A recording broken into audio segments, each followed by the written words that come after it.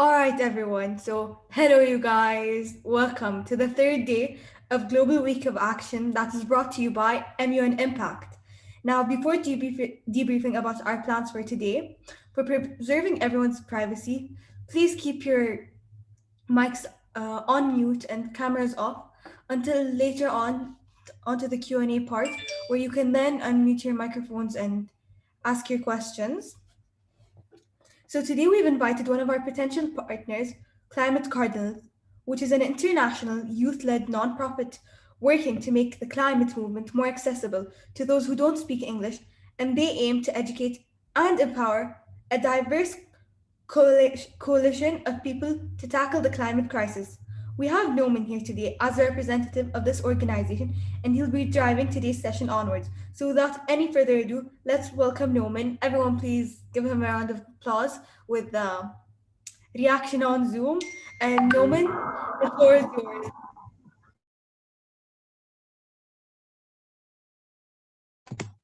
Hi everyone, I'm so excited to get this running with you. Let me share my screen and we'll begin. All right. All right, so before we begin, I did want to just give a quick introduction to myself as well as a quick roadmap of the things that I will be discussing. So obviously my name is Naman. I'm representing Climate Cardinals and I'm so excited to really get this show running and get this presentation going. So this presentation is mostly going to focus on climate change, deforestation, and biodiversity loss. And it's also going to give some ways that we can take action against the negative impacts of these disturbances. Throughout the presentation, it's going to be more interactive. So I have a few Kahoots. I also have a few videos that will hopefully keep you guys engaged. And I'll also give you guys the opportunity to ask questions at the end of the presentation. But again, before we begin, I did want to just give a quick introduction to me as well as Climate Cardinals. All right, so by using the raising hand option, how many of you guys are interested in fighting climate change? Okay, we have a few hands. Okay, cool. And how, and by using raise of hands again, how many of you guys speak a language that is not English?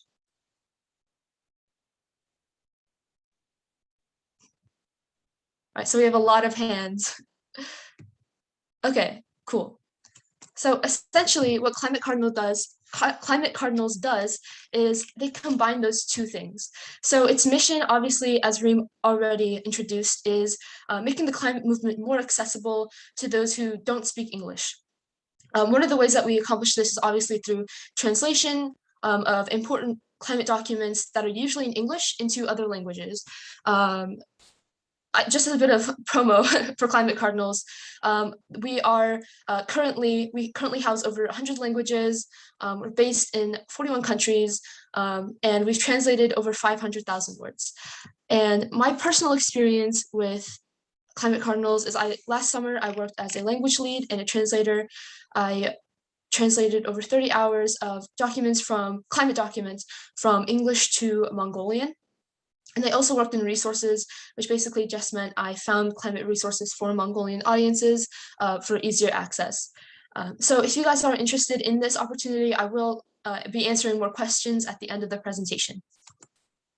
All right, so with that all being said, let's begin the presentation with climate change and deforestation. So why focus on climate change?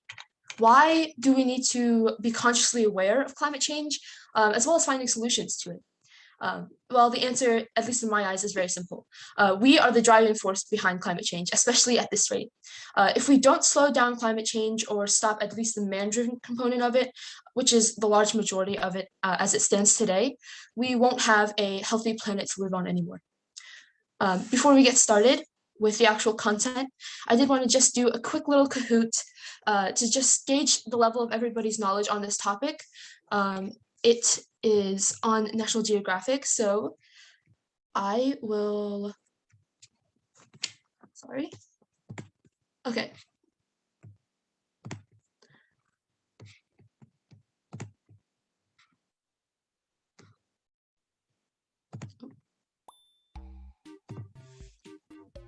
All right, so if you guys could join the Kahoot, not from the link in the chat, but from this screen, that would be great.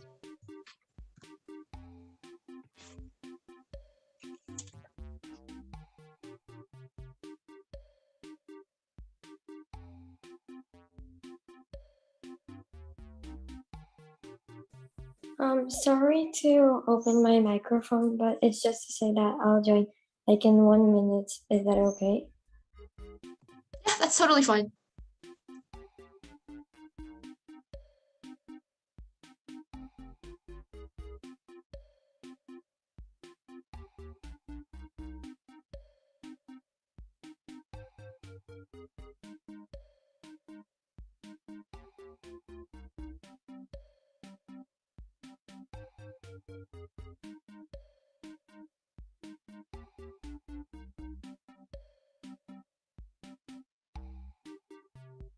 And just a reminder, although there are links in the chat, make sure to join the code that you see on the screen. Just go to kahoot.it, and then it'll lead you to a screen where you can insert codes or game pins.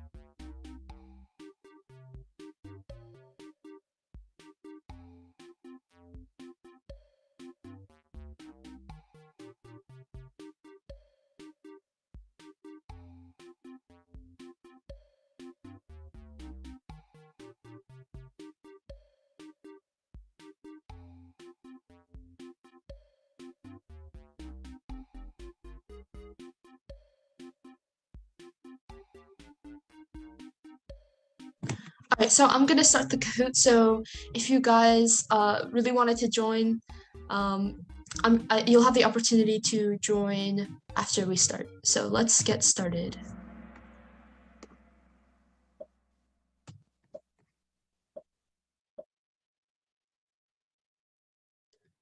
All right, so the first question is, how are climate change and global warming related?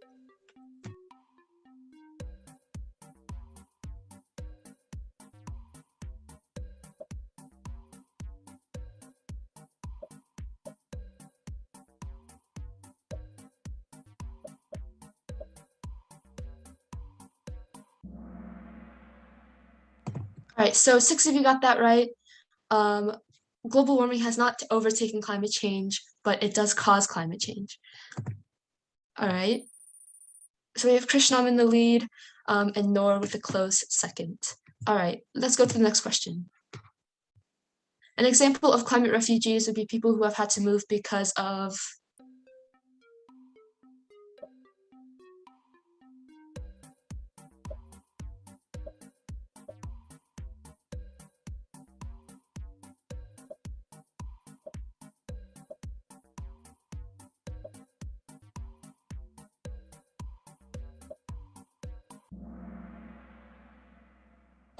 right, so most of you got that right. Let's see the leaderboard. All right, so Noor has overtaken. All right. Next question. The Keeling curve. All right, we're not going to discuss this, but you can guess.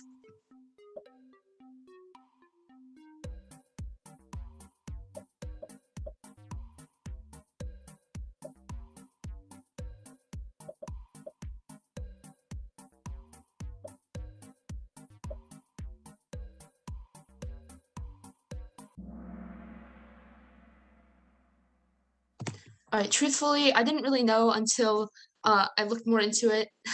So it's okay if you got it wrong. All right, Pardeep has the highest answer streak. And Giovanna is overtaking everybody. All right, next question. So one example of a consequence of climate change would be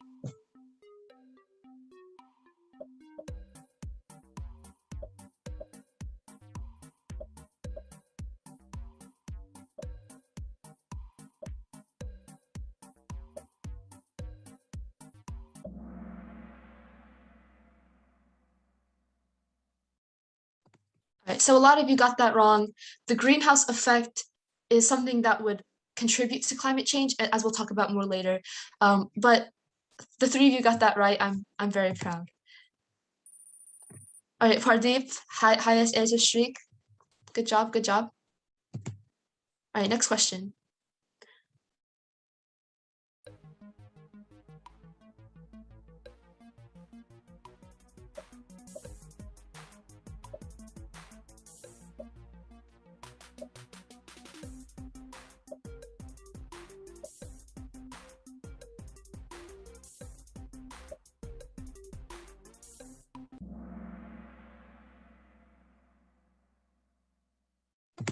Again, truthfully, I didn't really know much about Keeling, so don't worry if you got that question wrong. All right, Pardeep still in the lead. Next question. The concept of the carbon bathtub is that.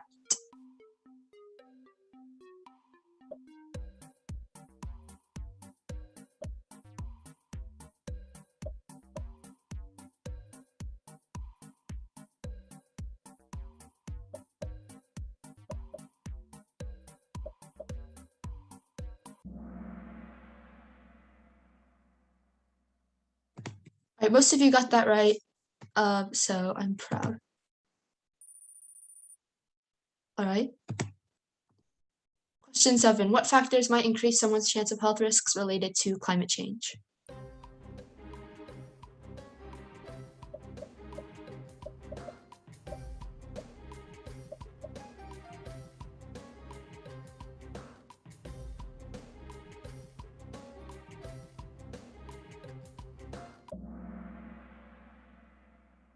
All right, so most of you, like a vast majority of you guys got that right.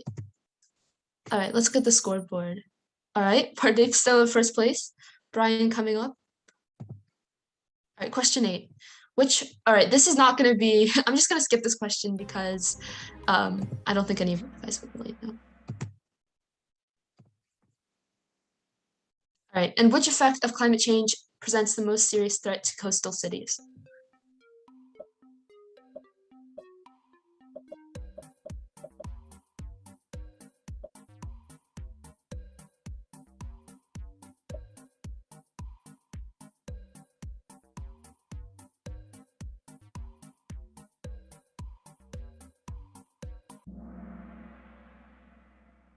Right, so again, most of you, like a vast majority of you guys got that right, and it is sea level rise because the others wouldn't really apply to coastal cities. And the final question is, which is an example of a renewable energy resource?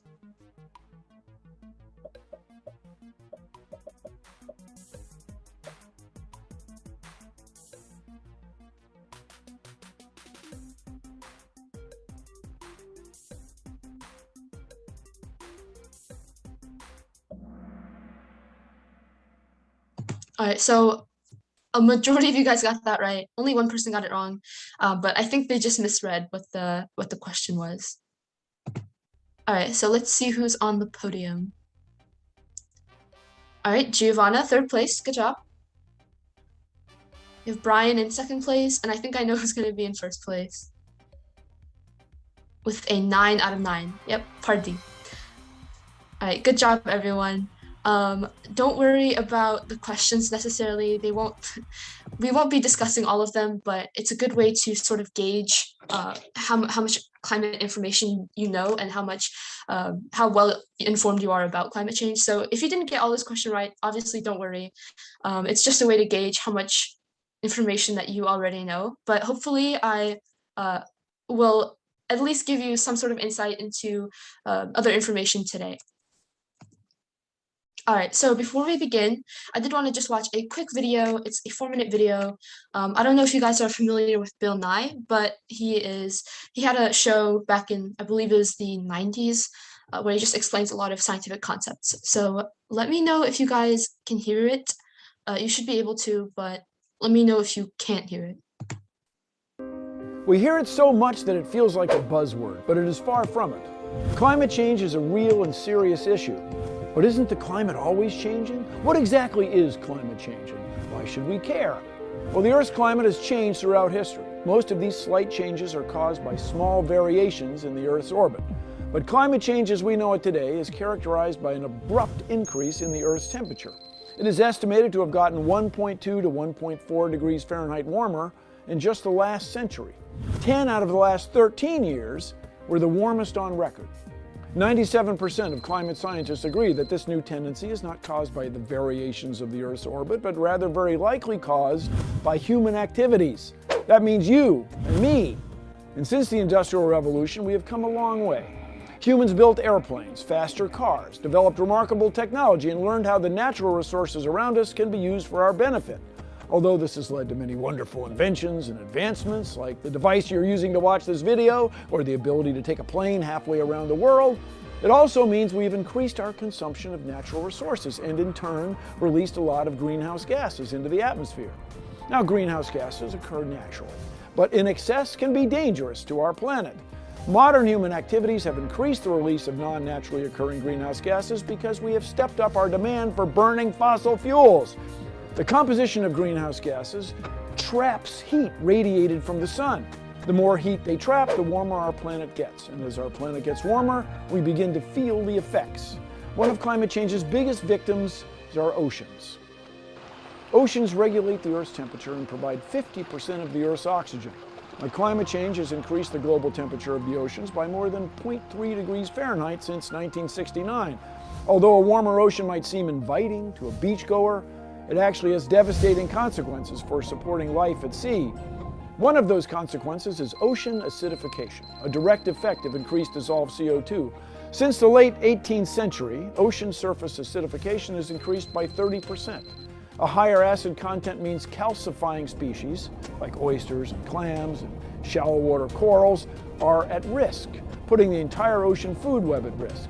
This is bad news for the 1 billion people relying on the ocean as its primary source of protein. Climate change has also caused the sea level to rise. Just in the last century, sea levels have risen 6.7 inches, but the rate in the last decade has nearly doubled. Sea levels have risen because as the ocean gets warmer, it swells. On top of that, glaciers and ice sheets are melting. Antarctica lost 36 cubic miles of ice between 2002 and 2005, and since 1994, each year on average, the Earth has lost 400 billion tons from its glaciers. That's like an ice cube 7.5 kilometers on a side, 4 miles on a side, melting and flowing into the sea. When all that ice melts, it fills up our oceans, and just like filling up a bathtub, the shores can't hold all that water, and coastal regions get flooded. Troubling signs of climate change are increased extreme weather events. Natural disasters like floods, tornadoes, and deadly heat waves are more obvious to humans because of their immediate impact and their sharing of the images in the media. Climate change, as we know it today, is change in our Earth's overall temperature with massive and permanent ramifications. Although its consequences can be planet-threatening, scientists still believe there are things we can do on a personal level to help. Recycle and reuse things. Walk or use public transportation to get to work. Turn off your electronics when you're not using them. Eat less meat. While you're at it, eat more locally grown vegetables and foods. And last but not least, spread your knowledge and concerns about climate change with others. When it comes to climate change, the main takeaway is that it's real. And although we are part of the cause, we can also be part of the solution.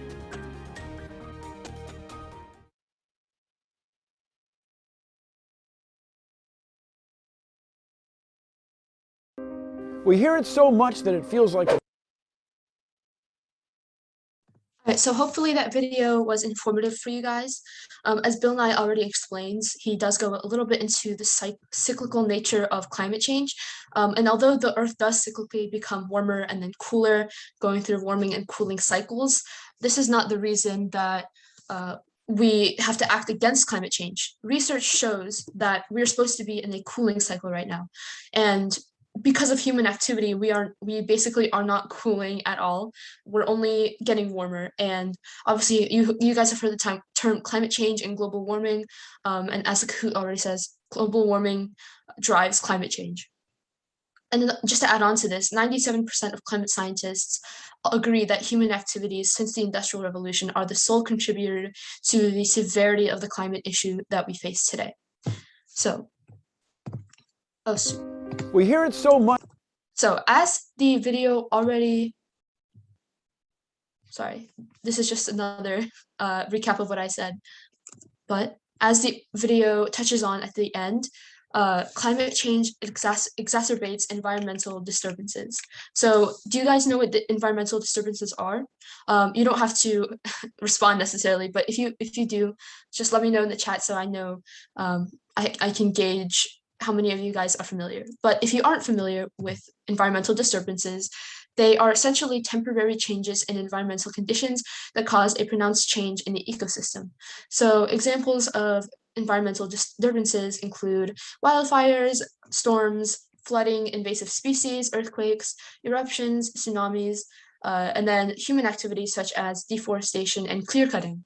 So obviously from the examples that I just gave, you can make a clear distinction between natural disturbances like hurricanes, tsunamis, of that sort, and then anthropogenic disturbances or disturbances that we contribute to very directly, such as deforestation and clear cutting. So first, I want to examine natural disturbances.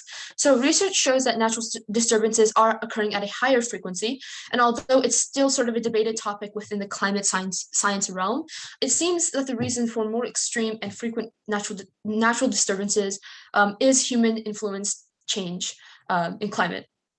Climate change has driven a 5-fold increase in the number of weather-related incidents over the past 50 years, which means that as disasters are happening, they're happening simultaneously and they're becoming more severe.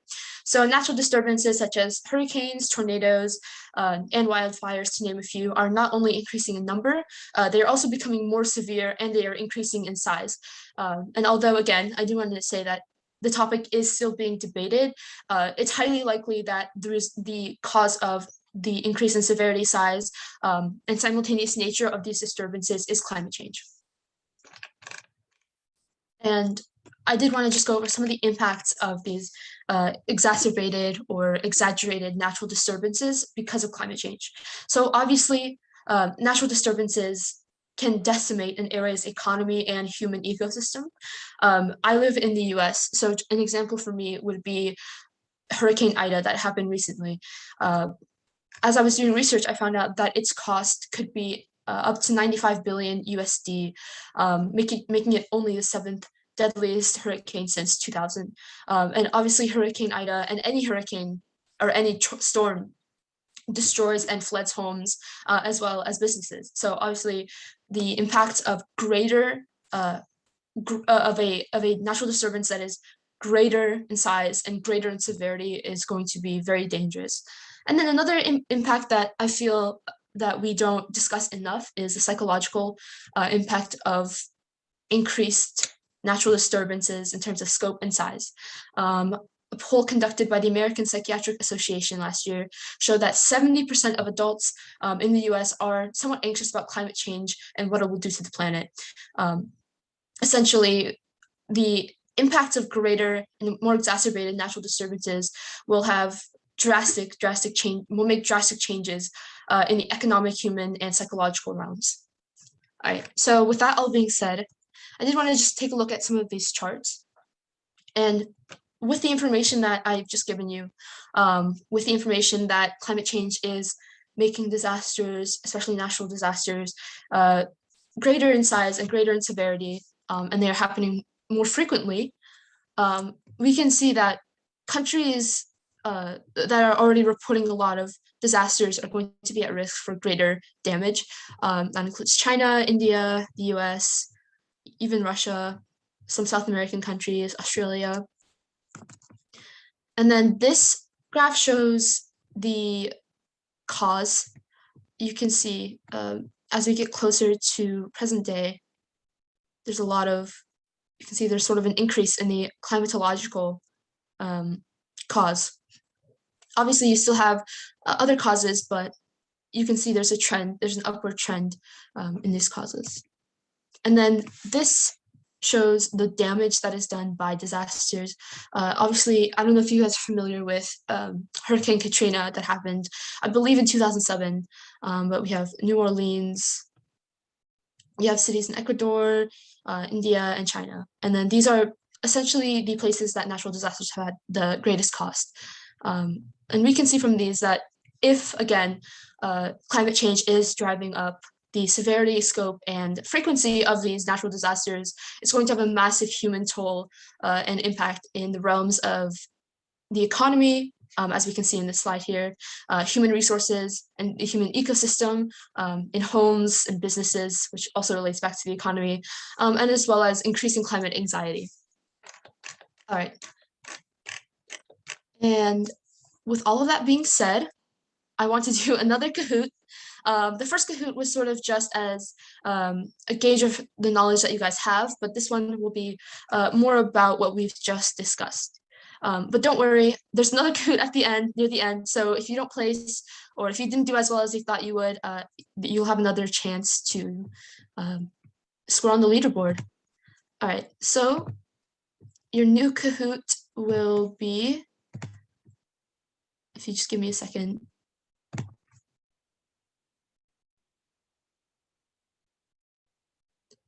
All right, so make sure you go to kahoot.it and your game pin is going to be 3198635.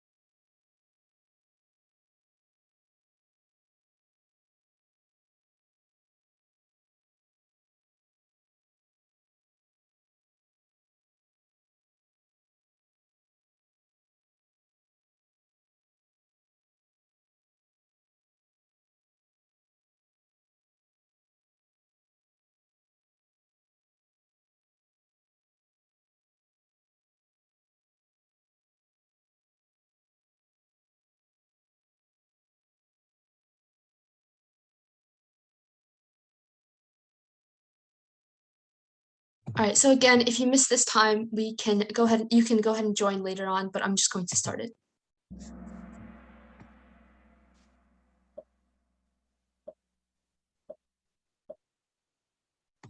All right, so what is the primary source of energy for the Earth's climate system?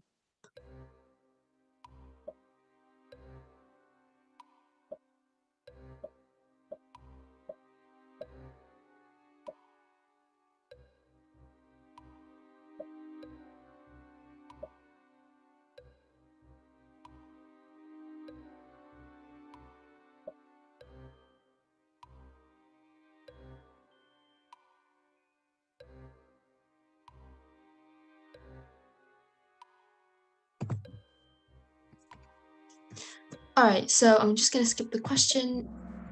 All right, most of you got that right. It is the sun. However, it seems that oil and gas might have tricked you there.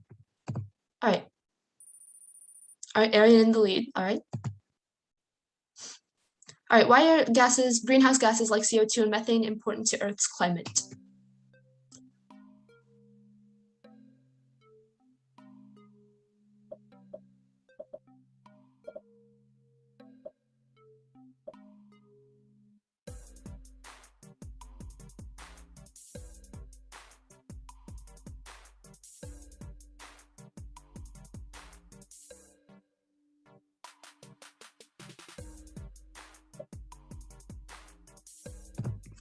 All right, let's see. All right, so some of you were tricked by that question, but remember that greenhouse gases trap the sun's energy so that the Earth becomes warmer. But the other answer would have been a good guess as well. All right, let's see who's on the scoreboard. All right, Manasi, first place. All right. So what happens when the CO2 and other greenhouse gases increase in our atmosphere? Hopefully you will know what the answer is based on the answer to the previous question.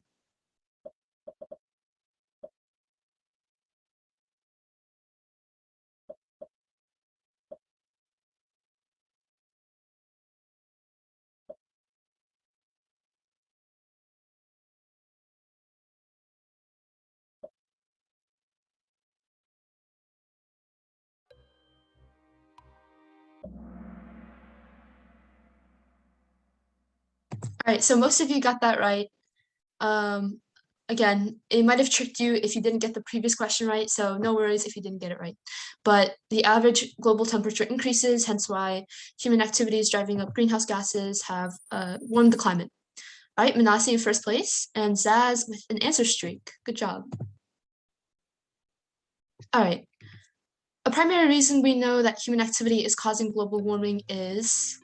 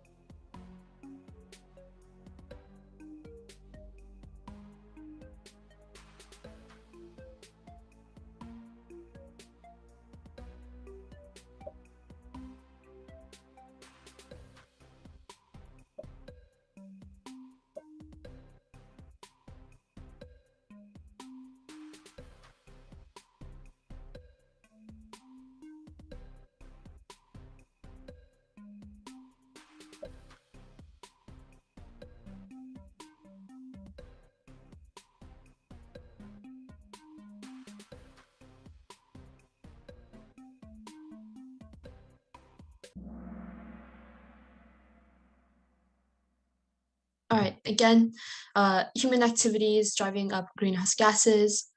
I can't quite see. Yeah, so most of you clicked all answer choices are correct. However, CO2 in the atmosphere has not decreased over the past 10 years because it has increased. But it's okay if you got that wrong. Again, it might have tricked you with the wording there. All right, let's see. All right, Gigi and Zaz and zeros, Nasi and Noor. All right, good job, guys.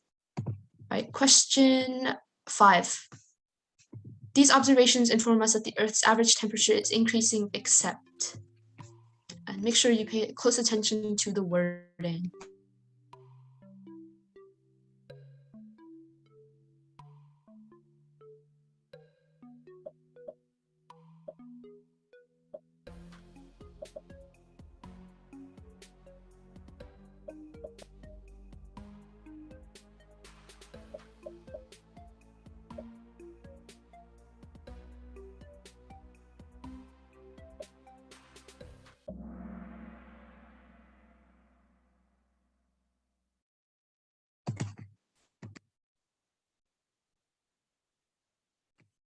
All right, I'm actually not sure why that's correct. I think this was a misclick, but if you clicked 7, you are correct as well. So I don't know why. Sorry about that. All right, next question.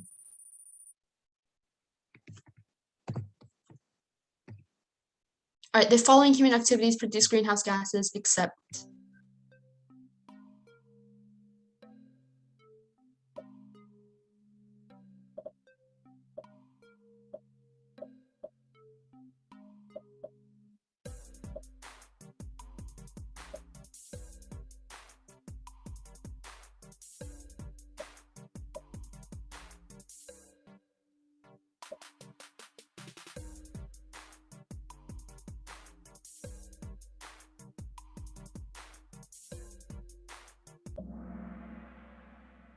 All right, so most of you got that right.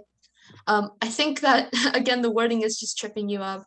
But driving cars definitely releases greenhouse gases, and it's one of the main contributors as well. All right. All right, Gigi, Zeros, Pardeep, Zaz, and Noor. So all in the lead. Good job. All right. Which of the following is an exception or is an example of climate? At this very moment, all around the world, people are experiencing all kinds of weather. People are also experiencing climate, which is related to the weather, but there's an important difference. That difference is really just a matter of time. Weather happens day to day, even hour to hour, and is still pretty unpredictable. Climate happens over longer periods of time, 30 years and longer, and is usually predictable. In a nutshell, climate can be described as the average weather over time.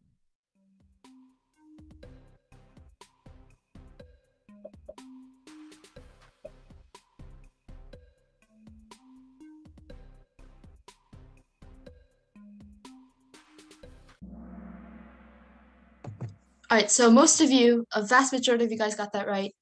And that was just partially paying attention to the video as well as using some of the prior knowledge that you know.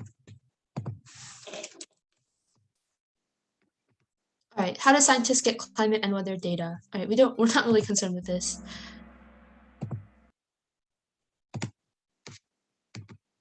And which is following is an example of weather. Hopefully you guys will understand this.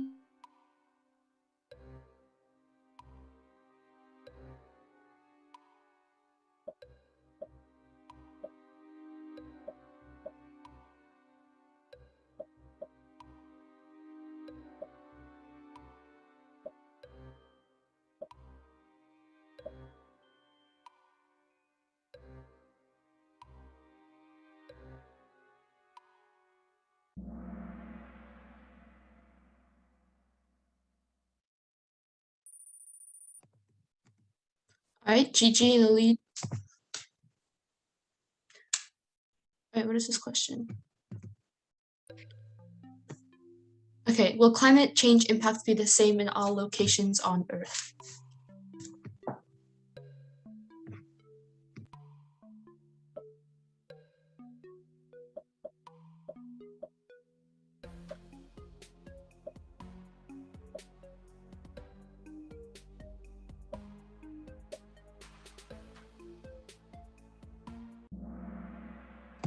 Right, so most of you got that right.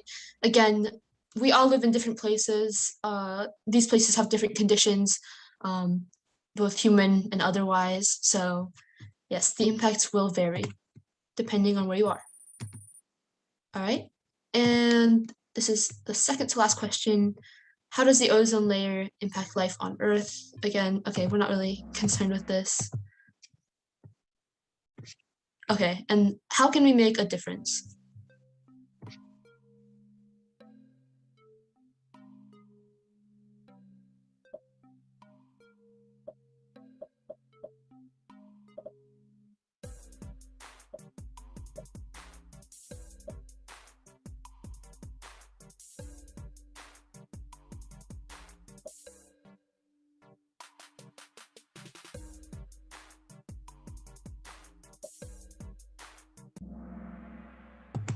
All right, so most of you got that right. But if you didn't get it right, it was probably just because you wanted to click as fast as you could, but all of the answers are correct. All right, let's look at the podium. All right, number 3, we have Noor, good job. You're also in the leaderboard for the last Kahoot, zeros. And Gigi, all right, good job, guys. And runners up, Pardeep and Manasi. It's okay, guys, you can get it next time. All right, so going back to the slideshow. Hold on, give me one moment. Oh.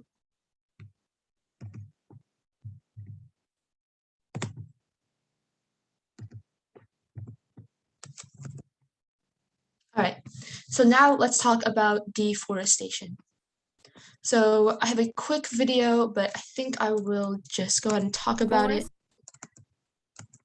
And if you want to watch these videos, I will definitely send in a link, but if you want to, just let me know. All right, so as we've already talked about natural disturbances, but this is more of a human exacerbated disturbance.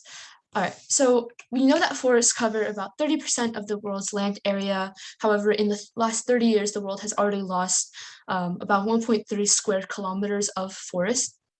And this is only in the last 30 years, not accounting for back to the Industrial Revolution. Humans have cut down over 46% of the trees in the entire world, and specifically the Amazon has already seen over 17% in losses. One way that obviously deforestation occurs is through cutting down the trees or felling or straight up burning the trees so that there will be space for agricultural land use. Specifically in the Amazon, the trees have been burned pretty severely, and there's been an increase of 80% from 2018 in terms of human lit fires. All right, so there is another video, but in the interest of South America tonight, saving time, I will just send in a link to that video if you guys are interested. But I did want to get to the actual content, which is why are we cutting our forests down, even though they are vital to us. So obviously we know that that forests are integral to human and otherwise animal ecosystems throughout the world. So they're integral for us to survive, essentially. They absorb carbon dioxide and greenhouse gases, like the ones that we've discussed, the ones that get released whenever humans really do anything.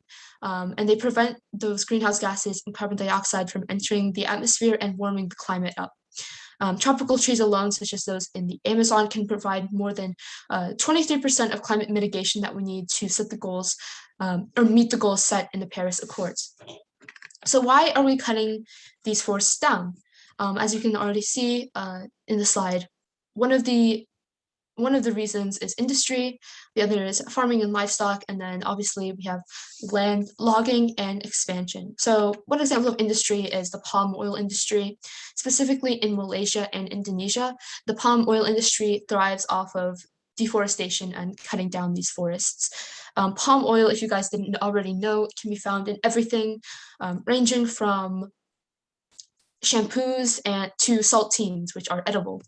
And the global palm oil market was valued at 65.73 billion USD in 2015 and is expected to reach 92.84 later on this year. And specifically in the Amazon rainforest, as well as other forests as well, but in the Amazon, farms and plantations require a lot of space just because of the climate and environment. So as more tropical trees are cut down, and logging for paper and wood, as well as industrial expansion happens, the forests are being cut down at a very, very high rate. All right, so why do we need to stop deforestation? So deforestation severely impacts both human and non-human ecosystems and organisms. In terms of people, nearly 250 million people survive worldwide off of forest and savanna areas for income and subsistence. And many of these people who survive for income and subsistence are poor farmers. Specifically in countries like Uganda, people rely on trees for firewood, timber, and charcoal. And as Uganda has lost over 63% of its forest cover, children are essentially being sent farther and farther away to collect firewood, and they're missing school and are essentially becoming less literate, which is very, very important for everyday life. And in terms of animals, almost 80% of the world's land animals and plants live in forests. Getting rid of these forests means less tree cover or canopy, which also increases the temperature swings throughout the day and nights. And then another reason would be natural cycles. So forests are key in maintaining various cycles that support life, such as the water cycle, nitrogen cycle, phosphorus cycle, all of those cycles. For example, in the Amazon, it provides water to Brazilian residents and ranchers. According to a report, over 3/4 of the world's fresh water comes from forested watersheds, and the loss of these trees can severely affect water quality. So obviously, if you depend on a watershed or any sort of water source that is protected by or surrounding forest, your drinking quality, the drinking quality of your water will be severely impacted, and that's very negative. That's a very negative impact, not only for the people's health, but also for agriculture and industry. And another impact is cutting down trees also adds CO2 or carbon dioxide to the atmosphere. As I've already talked on, carbon dioxide warms up the atmosphere, which drives global warming, which in turn drives climate change. According to the World Resources Institute, if deforestation were a country, it would rank third in carbon dioxide equivalent emissions, only behind China and the US. So just to recap what we've already talked about, deforestation essentially leads to a great array of negative climate change effects. So one, obviously, forests keep excess carbon out of the atmosphere, and when you cut down trees, that becomes much harder. And so the excess carbon that you could be cutting down on is obviously going to be warming up our planet even more and the atmosphere even more. And then the second one is when you cut down a tree, you create more carbon emissions because they will end up releasing what they were storing, rather by rotting on the forest floor or burning on the forest floor, as I've already discussed, because fire is one of the ways that deforestation occurs. And so because of this, deforestation causes about 10% of worldwide emissions on its own, just the act of cutting down trees and burning them. And then again, the third point is what replaces forests in these areas due to whether it's expansion or human activities, such as livestock and crops, generate great amounts of carbon and greenhouse gases themselves, which account for about a quarter of all emissions worldwide. So essentially, it's a triple negative effect that deforestation can cause. All right, so we know what the negative impacts of deforestation are we know what the negative impacts of deforestation are. So let's examine what the negative impacts of deforestation are on biodiversity. So firstly, forests are home to over 80% of terrestrial biodiversity, including plants, animals, microbes, etc. Some places, such as tropical forests especially, are very, very diverse, and they contain especially in New Guinea, for example, they can contain over 6% of the world's plants and species, and that's only one tropical rainforest alone.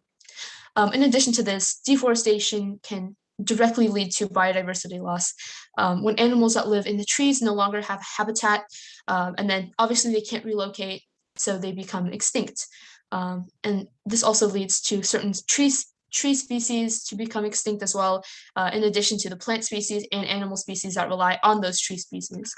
According to the NASA Earth Observatory, half of all 5 to 8 million species live, 50 to 8 million species, 80 million species live in the rainforests. Rainforests make up about 7% of the Earth's total land area, making these areas obviously very packed with life. So as trees are being cut down and deforestation occurs, we obviously lose a great deal of habitat diversity as well as biodiversity in terms of, again, plants, animals, and other trees. In terms of wildlife, they are becoming increasingly threatened by human activities because of deforestation. We have a list of threatened species with the most comprehensive source of information on the global risk, especially of animals, fungi, and plant species. And they can be classified as either extinct in the wild, critically endangered, vulnerable, near threatened, and then least concern. And essentially, when 80% of the world's land-based animals and species, not just animals, live in the forests, they lose their homes when forests are cut down or burned, and therefore the biodiversity is going to be drastically decreased. Deforestation and fragmentation of forests has become one of the biggest drivers for extinctions across the world. In a recent study, they found that deforestation substantially increased the odds of the species being listed on the red list or the extinction, endangered, all of those classifications. If they're on the red list, they are endangered, and deforestation substantially increased the odds of those species being on the list, as a study found. And again, even small or localized destruction and deforestation can result in whole species being extinct. as many species or specialists exist in the world and small geographic locations where they will only be able to thrive in those specific areas and are not able to adapt to other areas. However, I do want to add that there is hope for the issue, even though it might sound sort of depressing to think about how deforestation and climate change has essentially depleted biodiversity in many areas. So one of the things that we can do is obviously plant a tree. We're discussing deforestation, so if you are able to, you can always plant a tree in your backyard, in your city, in your neighborhood, in a communal area. Obviously, number 2 would be to use less paper. This is pretty obvious. Then you wouldn't be contributing directly to logging and wooding industries. 3, recycle paper and cardboard. Again, this is also another sort of obvious tip. 4, use recycled products. 5, only buy sustainable wood products. And of course, sustainability isn't necessarily achievable for all people, but if you are able to, and if you have the resources to be more sustainable in your practices, especially in terms of consuming, then please do. 7, again, or 6, don't buy products containing palm oil. Again, this isn't necessarily viable for all people, but if you have the option to, then please restrain yourself from buying products containing palm oil. 7, reduce meat consumption. 8, do not burn firewood excessively. Again, sort of an obvious tip, but the impact is great. 9, practice eco-forestry. 10, raise awareness. 11, respect the rights of Indigenous people. 12, support organizations fighting deforestation. 13, join a community forestry project. 14, help restore degraded forests. And then 15, sort of the more abstract one, sort of the greater picture is fight governmental corruption. But obviously, as people, as individuals, we'll be focusing more on the first 10-ish tips. All right, so I have another Kahoot that will end out the session before I give you guys the opportunity to ask questions. So this will be the final Kahoot.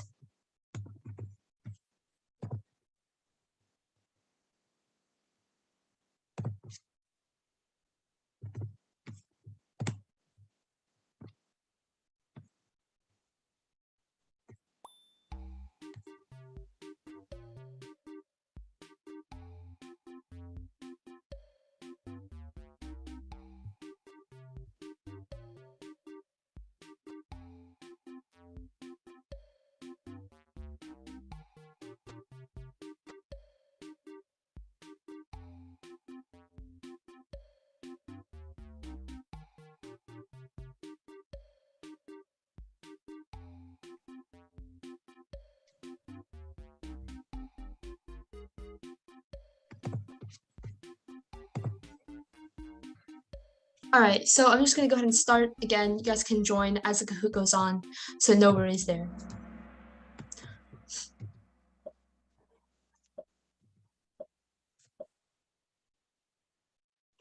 All right, so the main reason for deforestation of rainforests is, and we've discussed this,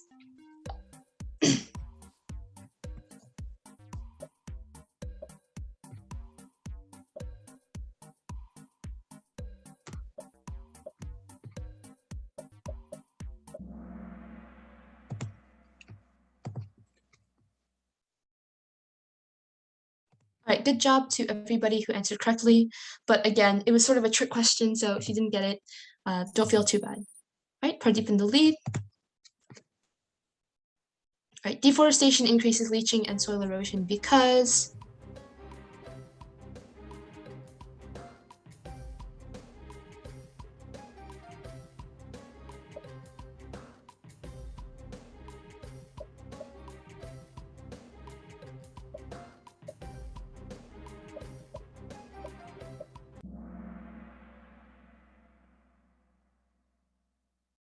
All right, good job to everybody who answered correctly. All right, next question. 80% of the world's forests have already been destroyed? Question mark.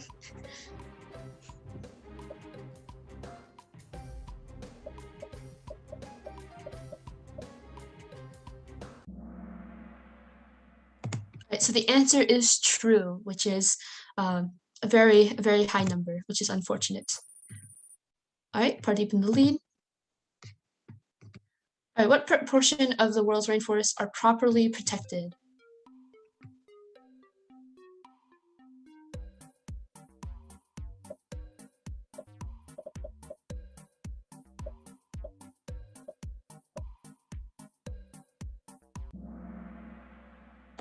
All right, so most of you got that right. It is 20%, but I wouldn't blame you if you chose 10% or any lower. All right, G coming in strong. All right, deforestation decreases photosynthesis. What is the equation for photosynthesis? I'm just gonna skip that question. I'm sure you guys all know what the equation for photosynthesis is. All right, what percentage of the Earth's surface is covered by rainforest?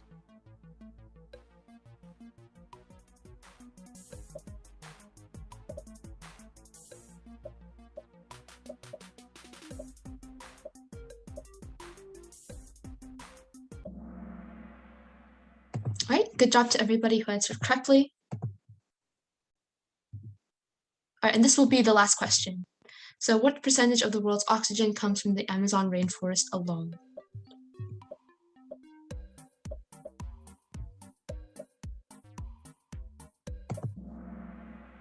All right, so obviously we didn't really discuss this question, but for those of you who got it right, good job. All right, so with that all being said, I don't know if there's any time to ask questions, but if you guys had any questions, I will answer them. And you can put them in the chat or talk out loud. It's up to you. All right, Giovanna. Oh, hi. So first of all, thank you so much for the workshop. It was like really course. nice watching. I have typed 2 questions in the chat. So should I just read them? Sure. So my questions are, do the destroyers of Amazon forests and other forests have permission of the governments to cut the trees down? All right, so generally, again, I'm not 100% sure, but generally I believe they do, but there are illegal foresting operations that do occur. But I think that recently they have been able to legally. Oh, okay, thank you so much. And the second question is, if the plants breathe the oxygen, but then they breathe back like the oxygen they release that day. So like they release oxygen that day, but then they breathe their oxygen at night. How are they like essential for life on Earth? I was just like thinking about that. So plants, okay, so photosynthesis essentially takes carbon dioxide and it creates oxygen and sugar.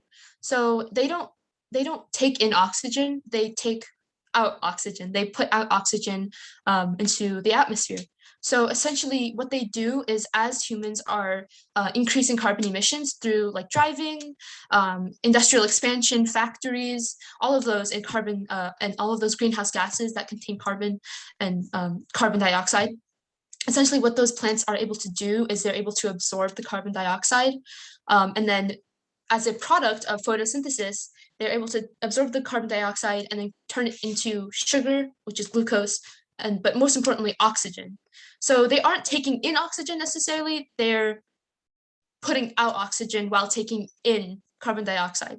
So it's helpful for us both ways because we get oxygen to breathe, obviously, but we're also able to decrease emissions through trees and other plants. So did that answer your question? Oh, yes, thank you. I was like confused about that. Thank you. Of course. All right, in the chat, except tree plantation and general awareness, how can we take action against deforestation? All right, so one of the ways that we can take action is through the usage of our money. So obviously some people are not able to do this because if you're poor or if you don't have enough access to sustainable resources or more sustainable options, you will not have the ability to sort of choose what you want to do with your money. You'll be very limited. But however, if you are able to spend money on more sustainable resources or companies that practice sustainability, you should always go for that route. It's a very it's a very easy way to take action is through the usage of your money. So obviously, if companies are losing customers, in their best interest, it's best to move towards practices that are more sustainable if sustainability becomes a better indicator of where people are putting their money. Do you think composting is a good way of combating these issues? Now, I'll be honest, I don't know much about composting, but I will look into it, definitely. I would tell you to also look into it as well. I apologize, I'm not very well-versed on composting. And then how does deforestation affect the ozone layer? Again, I'm not 100% positive, but I believe, again, make sure to look it up and because I'm not 100% sure, but I believe that deforestation, which increases greenhouse gases, weakens the ozone layer, which essentially allows more harmful UV rays, I believe, into the atmosphere, or just I believe it's more harmful. I can't remember if it's radiation or but I just know that I believe that it weakens the atmosphere as greenhouse gases sort of penetrate the ozone layer. But again, I'm not 100% sure, so make sure to look more into that as well. All right. Are there any other questions? Again, you guys can put it into the chat. I have it open, or you can just talk out loud. It's up to you.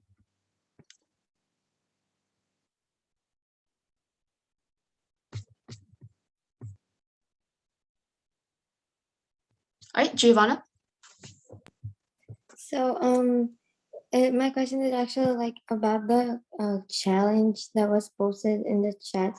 I don't know if it's like a question like specifically for Climate Cardinals or for the MUN Impact like directly.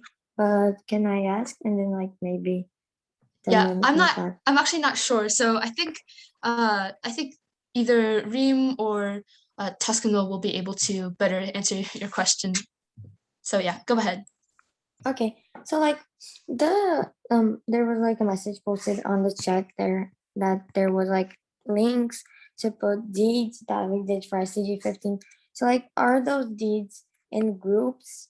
Like there are groups of people that will post deeds and then the group will win, or is it like an individual challenge? So basically it can be either groups or individuals. It doesn't really matter as long as you're performing a deed and submitting it and taking part in our 150 deeds challenge. However, the person who submits the most numbers of deed will be the winner, which we'll be announcing in our closing ceremony. So but like can I will I be like not like competing, but like kind of competing with a group, or will like individuals be competing like against each other, and then groups will be competing against each other? It would mainly be individuals. Oh, okay, thank you. Just one last question. So to sign up for this this challenge, I think I signed up on the email. Is my sign up done? Like to sign up for this deed for this challenge, we should have just signed up on the email. Yes, so you don't really have to sign up for it. All you have to do is perform a deed and submit it through the links that I've just sent in the chat right now, and we'll receive it and keep a track of all of the deeds in. Thank you.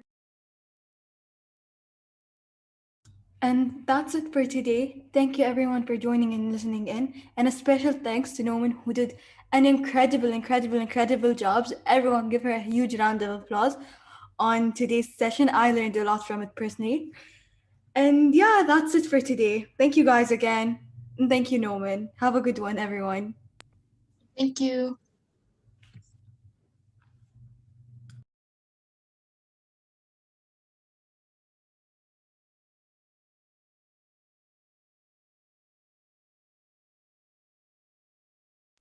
All right, That's so thanks a lot, Nomina, so again for your stellar presentation, and also thank you all the participants for listening to him and also joining in Kahoot. And I was also in one of those things, so I really enjoyed the whole session so far. And you know that by this statement, I want to close the room now. But before closing the room, I want to remind all of you to join us tomorrow, because tomorrow is going to be one of the most important events what we have during this whole GWOA, which is our first open discussion forum. And our theme is how to mobilize local communities towards biodiversity conservation. And we will really have a wonderful team of panelists, and we will have people from even diversity, the people who will be joining in the upcoming COP26. We will have biologists and wildlife researcher. So that's the session what I recommend all of you not to miss. Okay, obviously join us at 1500 UTC, and we will again be sending you the link by next 1 or 2 hours. All right, so if you have any question about GWOA or any other thing related to MUN Impact, you can ask it now. Okay, Mr. Cody, you may stop recording.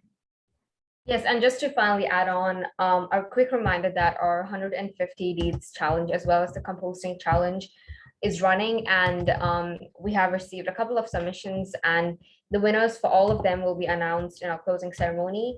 So please ensure to take part in it and have fun.